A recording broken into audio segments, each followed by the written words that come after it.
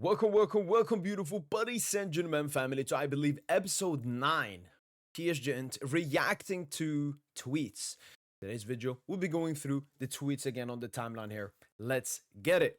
First tweet right here. Jonathan Rowe or PSG, would you take him? I mean, Jonathan Rowe at the moment is playing for Marseille. I think maybe he's trolling or something. I would absolutely not want a Marseille player. Wowzers, man. Look at this. Ricardo Kaká signed shirt from his Champions League winning year in 2007, also winning the Ballon d'Or that year. Back to Europe after MLS chapter, starts for Lille and score after 11 minutes. Olivier Giroud, timeless. The Giroud came back to Ligue and playing for Lille, and I even saw the goal that he scored. Really good goal for Olivier Giroud. And it's good that we have so many personalities and former big players in Ligue 1, Paul Pogba, Aubameyang just returned as well, Thauvin, if anyone remembers him from his time in Marseille. He finally came back to Ligue 1 after a long stint, I believe, in Mexico. So a lot of players are coming back to Ligue 1. He found the MLS too hard and went back to Ligue 1. Yeah, I mean, wow, 5.8. I mean, it's a bit funny because I think Giroud was actually really bad in MLS for some reason. He obviously joined LAFC, one of the best teams in that league. With Carlos Vela, Gareth Bale, and other players have played. Oh, he barely played as well. I mean, he played 10 games in 2024, or started 7, only 1 assist. And then after 6 starts, 3 goals, 1 assist. It's still calm, but I'm just questioning why he played so little amount of games. Was he injured or something? Maybe he was injured. Let me see. So yeah, it's a bit funny that Giroud's obviously scored in his first game and not having the best stats in the MLS. I can't find injury history. Yeah, only 1 injury. Wow. Big question about why I played so little amount of games there in MLS. Never really enjoyed it. The state of play after the first round of matches. It's only match week 1. Obviously, a lot of these teams will be dropping down, like the Sunderlands and not, Leeds. Some draws here as well. Chelsea there. United obviously played Arsenal. But I mean, 15th. Isn't that where they finished last season, or maybe 16th? Aston Villa. City starting off strongly. Obviously, Liverpool as well. Yeah, but interesting more to look at the table after a couple of match weeks rather than the first match weeks. Or they had an ACL. Act like you had an ACL in the past because you want to show support and cover his island. Okay. Wow. Yeah, I mean, I don't I don't like that. I don't like that. That's the difference between, like, for example, me that shows his face and everything.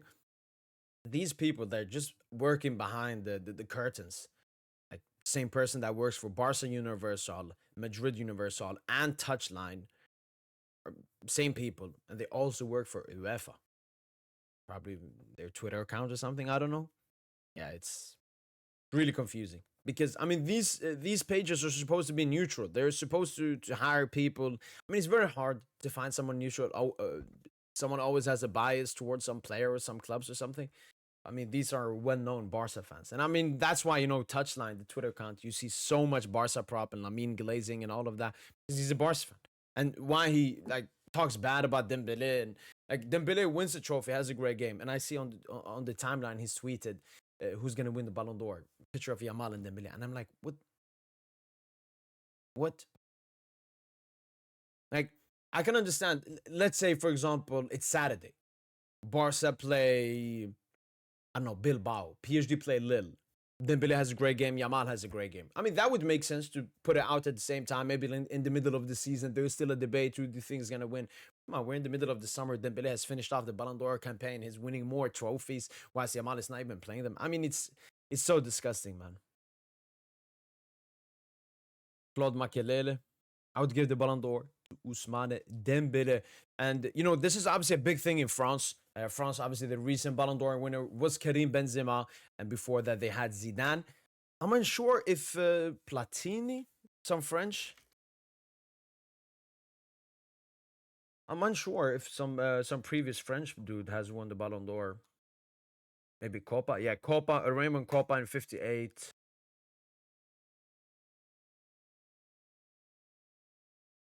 Platini came 3rd. That's the only time. came third again. And you see, he was playing in Saint-Germain and Nancy. He was playing in Ligue and coming top 3. That's obviously the biggest thing, is that they're playing in Ligue. Dembele is playing in France and set to win the Ballon d'Or. Platini actually won it here, but then he went to Juventus. You see, Platini again. What? Platini three-peated the Ballon d'Or. Wait, what? How have I never known this? Like, only him and Messi have three-peated the Ballon d'Or, from what I know. Jean-Pierre Papin, obviously Marseille, and he won a Ligue 1. Wow, that's really interesting. Obviously Zidane. Okay, so you got a couple, but Dembouz, it's a recent one. The French media, the French ex-players, everyone is pushing for this Ballon d'Or because it would be absolutely huge for French football. Obviously, we saw before Papin winning in 91, but now, yeah, that would be an absolute huge thing for France, for Liga, and obviously for Dembele and PSG. Are you Savio in or out? While comparing 29 appearances, 1 appearance, 18 minutes played, 1 goal, 1 goal. The thing with Turkey is versatile. He can play in the 10 as well. He can play off the right. City, I've also seen they have Oscar Bob, who they want to get minutes to. I mean, if they feel that Savio is, preventing Oscar Bob, like if they truly believe Oscar Bob is that talent, yeah, I'll probably sell him. Especially when I saw that report. I don't know how true it is that City rejected a 70 million bid for Savio. 70 million. I mean, they got basically Savio for free because, I mean, Girona is a City-owned club. So money just stayed in money. So, yeah, I mean, I think Savio's a good player. I think he's a good player to have. He's young. He's obviously going to get better, more adapted to the Pep system and so on. But now it's towards the end of the season, and, sometimes you don't know with injuries. Another player we're not talking about is Foden. Foden plays as a 10 and a winger. I don't know. He wasn't even in the squad in the last game. Maybe small injury or fitness or something. What's going on with Foden, man? That's a good question mark. Yeah, I would. Yeah, I would. That's the thing. You want to compete on all fronts. Now, I would. You know what? I would keep Savio, whatever you want to call him, as a rotation. But I wouldn't like people that want to sell Savio. I still understand that. I still get it. Won't explain further. This is Salah, obviously, in the first match week of the Premier League, scoring a goal in the last minute. And Eden Hazard in the first Chelsea game. Watching the game, I want to explain further. Hazard, the 18, was leading Lille to a domestic double and winning Ligue and Player of the Year, becoming the youngest ever to win it, while Salah was playing with bricklayers and factory workers at Al Makawloon. I mean, for me, this is the funniest thing when it comes. This is mostly regarding Salah, but obviously other players as well. I think when it comes to Modric, for example, that's another one we can bring. Like the Modric versus Iniesta Xavi. Iniesta Xavi, they broke out, at a really young age. Modric as well. I think he was part of the Euro Team of the Year in 2008. So it's not like Modric was some scrub, but obviously he was not at the level of a Xavi Iniesta in terms of performance and winning trophies early on. But then they obviously retired early on. One went to Qatar, one went to Japan, and Modric kept winning at Madrid. He has won, I think, 6 Champions Leagues. And now obviously still continuing in top 5 league in AC Milan. And all of this stuff, it's like, I don't care. The most important thing isn't how you start your career or how you end it. It's about the consistent period. Like for how long of a period were you a great player? Maybe it was, let's say it was 10 years from 18 to 28. Maybe for some players, it's from 20 to 30 or from 23 to 30. Like Salah, when you look at him, he started like peaking at Liverpool. He had 2 good seasons at Roma before that. But I mentioned this in a short, Salah Neymar comparisons. A bit similar to the Hazard one. Like Neymar, when he was 17, he was a generational talent, leading Santos to the Copa Libertadores, which they haven't done since Pelé. Like he went to Barca for like a 70, 80 million price tag, which at that time was absolutely huge. So yes, Salah is ending his career better than Hazard and Neymar.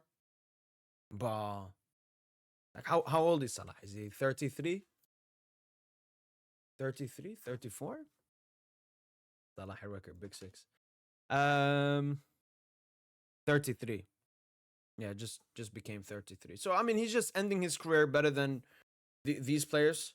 But they started it way better. So like I don't understand it. Yes, okay, he has better longevity, but these were talents since young age. Like Salah was not great talent since a young age. He had to get better. He had to develop his game. These players, I mean, they were so good at their age. Uh, you know, so I mean, obviously Hazard and Neymar are much better players than Salah. I don't even just Liverpool fans just pushing this narrative all the time, man. But in terms of Premier League, then we can talk. Then we can talk. I mean, if you look at Hazard, let's actually compare them. If you look at Hazard,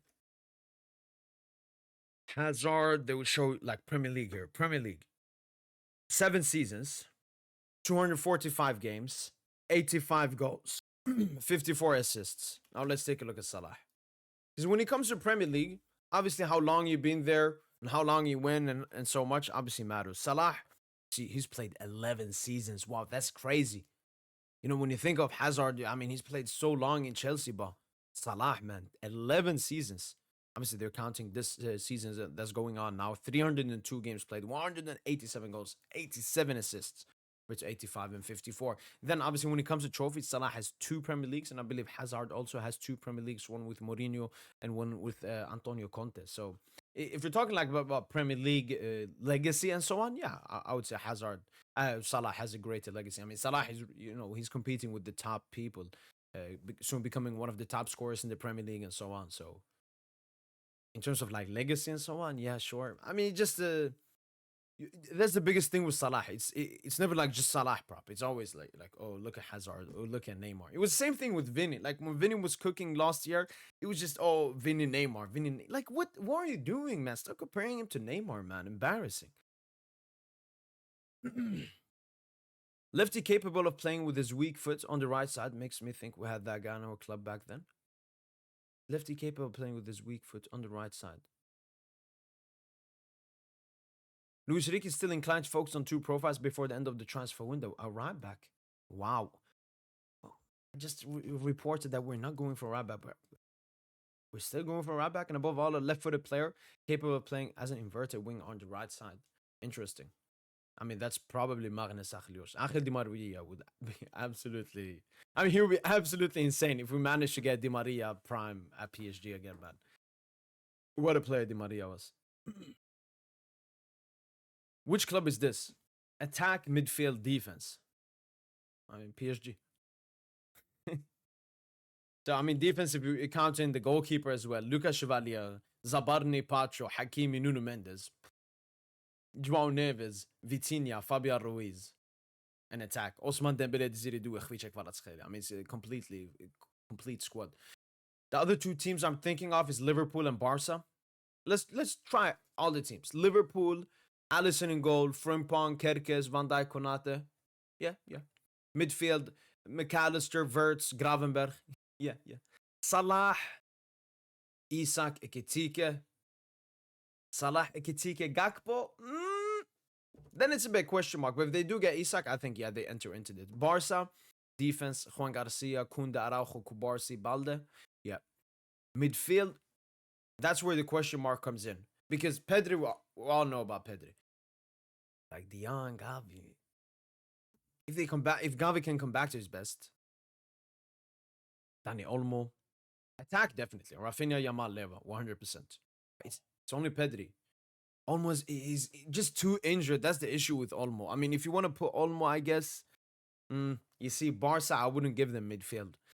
Let's take a look at Madrid, Courtois. I mean, they play 5 at the back, so Courtois, Dino Carreras, nah. I'm not giving them defense.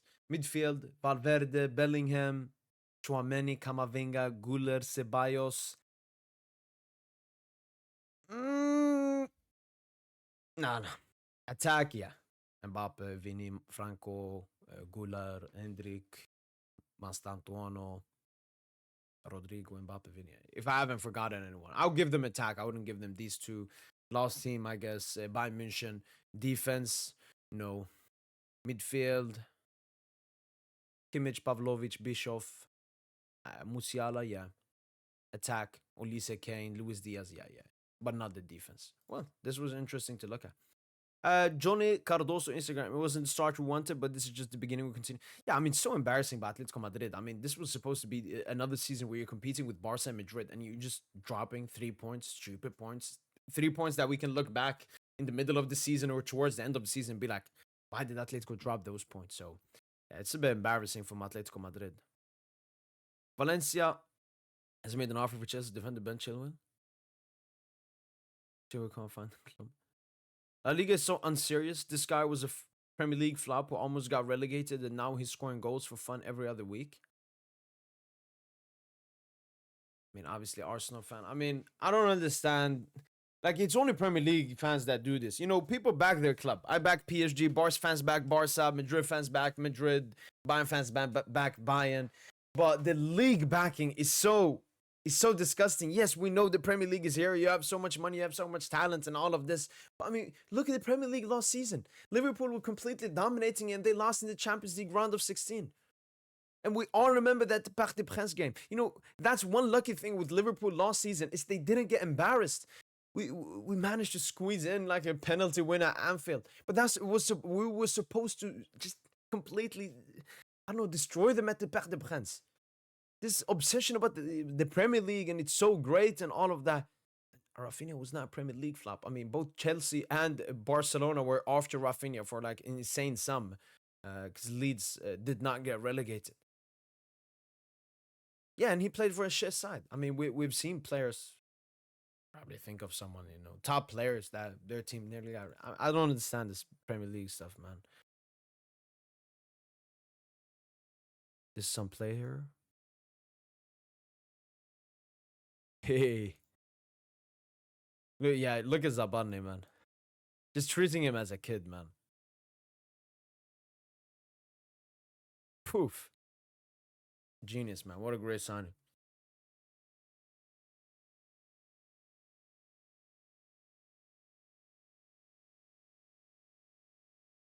Yeah, last one to look at. Obviously, Paris Saint-Germain going for the sextuple. It would obviously be, completely amazing if we can get this achievement. You can see the only thing that's loading is the Intercontinental Cup. That's all we need. That's all that's left. The game obviously played in December. Huge trophy. Just to finish off the sextuple, man, and become a team to remember. Well, we got to go back to back as well. So many achievements to look out for. That's been it from boy PSGINT. Hopefully, you guys have enjoyed episode 9 of PSGINT Reacts to Tweets. That's been it. Hopefully, you guys have enjoyed this video. And as usual, allez, bye.